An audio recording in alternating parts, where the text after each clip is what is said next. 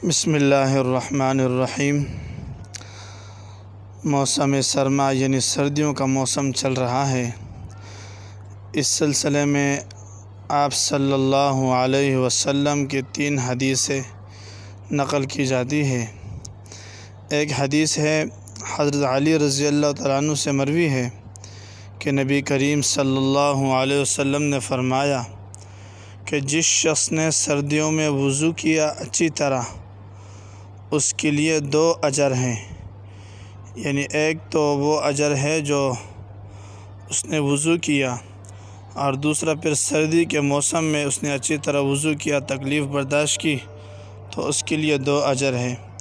دوسری حدیث میں ہے حضرت معاذ رضی اللہ تعالیٰ عنہ سے روایت ہے کہ مدنی صلی اللہ علیہ وسلم نے فرمایا کہ سردیوں میں انسانوں کا دل نرم ہوتا ہے، اس لیے کہ اللہ تعالیٰ نے حضرت آدم علیہ السلام کو مٹی سے پیدا کیا، اور مٹی سردیوں میں نرم ہوتی ہے۔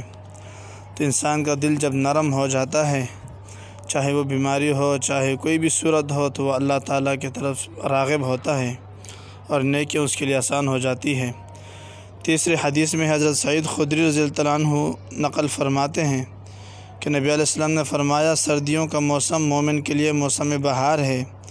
اس کے دن چھوٹے ہوتے ہیں جن میں روزہ رکھ لیتا ہے، اور راتیں لمبی ہوتی ہے جن میں وہ قیام کر لیتا ہے، یعنی تہجد پڑھ لیتا ہے۔